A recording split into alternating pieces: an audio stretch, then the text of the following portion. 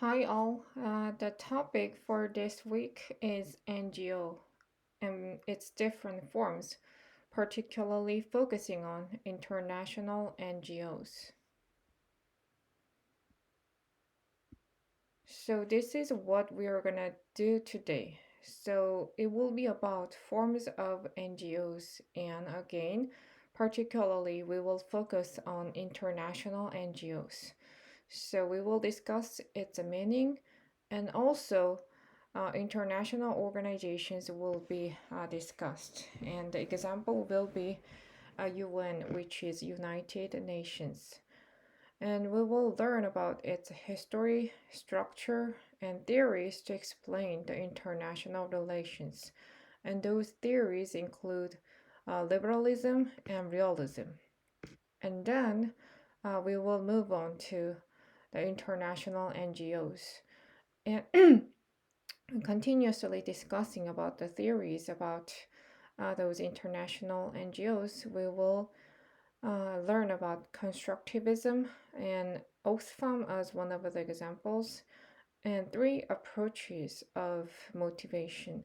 Well, there is difference between international organization and international NGOs, and we will discuss it further in this video.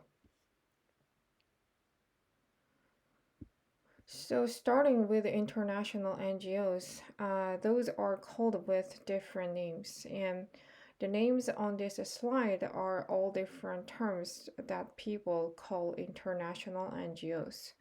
But the important thing is that in this class, we will use the term international NGOs to distinguish their roles from the domestic ones.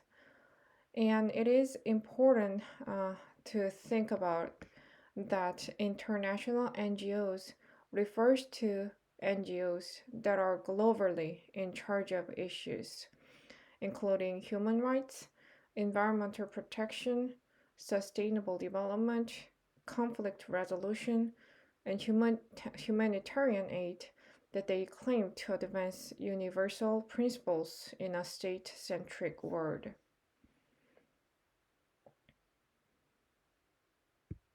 Okay, then let's look at the history of international NGOs. The starting point can be seen as the formation of the United Nations after the Second World War. The reason that call the formation of the United Nations as the starting point of international NGOs was that it was the it was when in term NGO was firstly and officially introduced to the public in the United Nations Charter of 1945.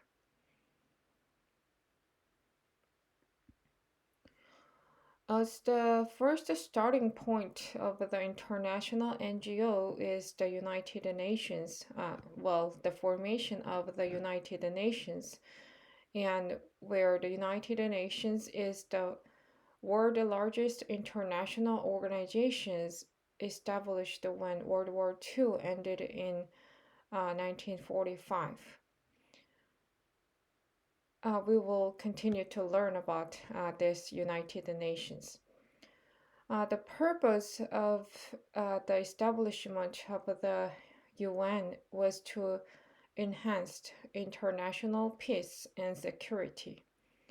At first, there were 41 nations as members of the UN, and now in 2023, there are 193 nations as a member of the UN. The important point is that UN is not an NGO, and I have to be very clear about this. It is again is an international and intergovernmental organization that is established by government. So when it comes to the structure of the UN, There are the General Assembly, which is the forum for multilateral discussion of international issues such as peace and security, the Security of Council, the Economic and Social Council, and the International Court of Justice.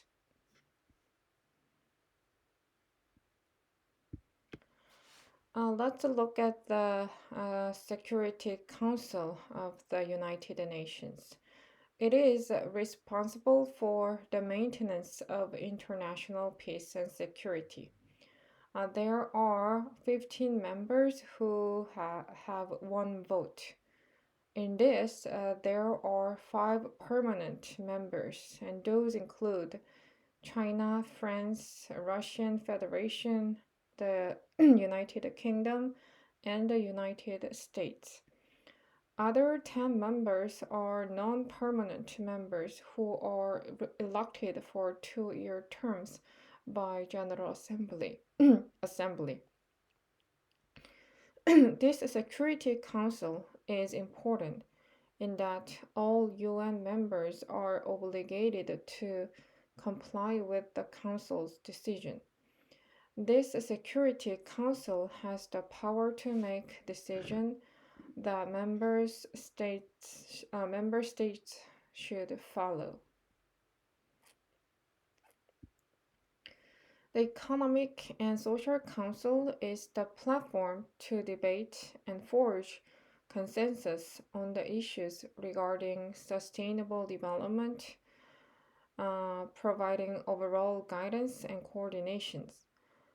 It opens a global meeting that allows partnerships of policymakers, academics, businesses, and 6494 registered NGOs.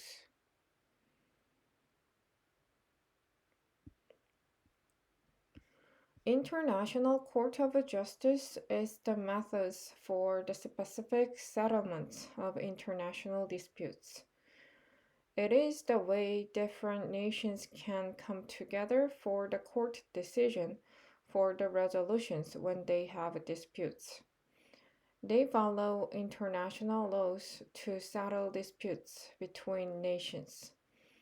It is unique in that it is the only international court exists around the world. There are 15 judges elected to 9 year terms of the office by the U.S. General Assembly and the Security Council. However, they don't have enforcing tools for those nations which does not follow the court decision.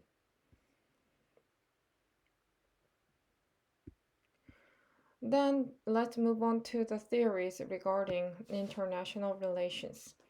The first is liberalism. It assumes that the global system is able to engender peaceful order of the world. The way for them to achieve this is through international cooperation rather than military action. They believe in the use of economic and social power.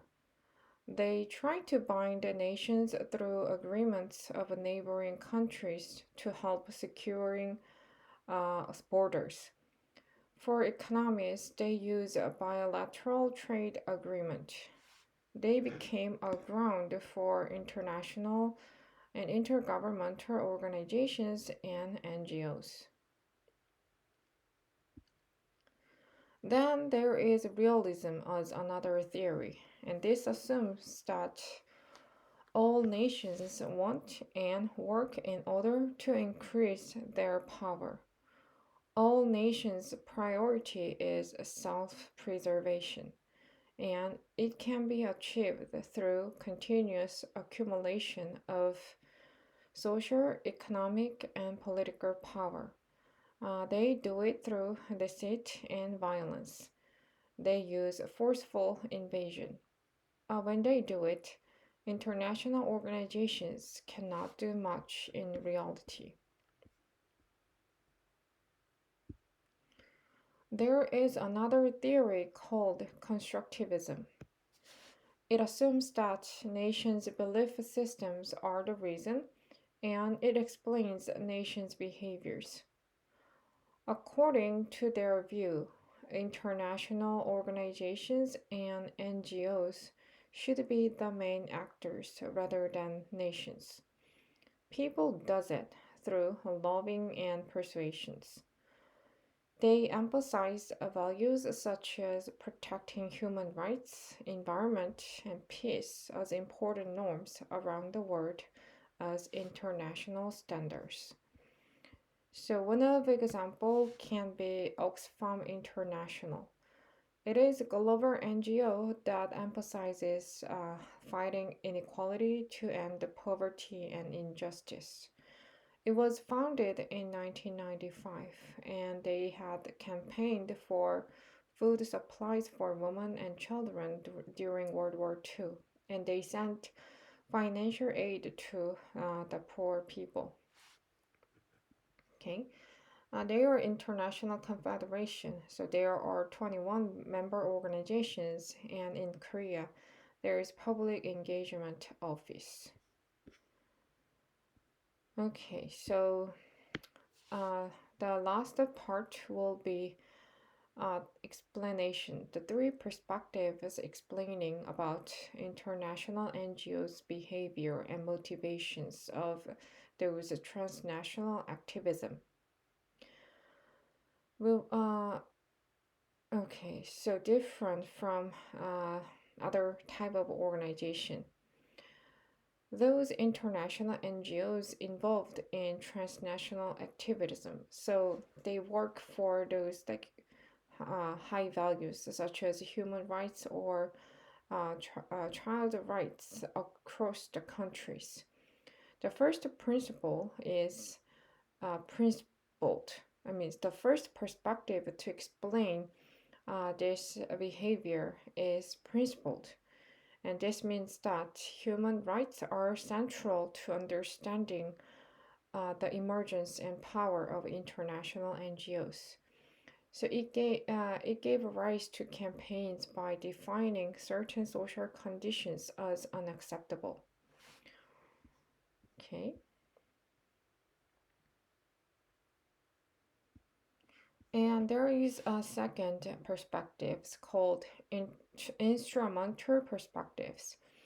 And this means that organizations acting in a competitive marketplace that must secure resources to survive. They focus on constant needs to fundraise, which lead organizations to compete rather than cooperate. And the third view is principled instrumental perspectives. So its core idea is based on constructivism within the culture that actors engage in differently. It determines their behavior to be either principled or instrumental ways. So this was like very brief overview of the key themes that we will discuss this week. So again, the main theme is the forms of NGOs, and we will particularly focus on international NGOs. So we discussed about its meaning, how it has started, and because of the reason that it was started and established and announced in the charter of the United Nations. United Nation, we saw a brief history of this organization, which is international and intergovernment. And the important thing is that this organization is not international NGOs. So I have to again very clear about its distinction from international NGOs. And also we discuss brief like history, structure, and uh, further the theories to explain international relations. And the first was liberalism, and the second was realism. And then we move on to the theme of international NGOs, and continuously discussing about the theories of uh, international NGOs. We discussed constructivism, and as one of the example of international NGOs, we have looked at the Oxfam as an example. And then there were three approaches of motivation of the transnational activism of international NGOs. And the first was principled, and the second one was instrumental, and third one is principled instrumental perspectives. And in the class, we will discuss what are those in depth with various examples. So for now, I want you to get some sense of what are those. Okay, so good luck with this and see you on class.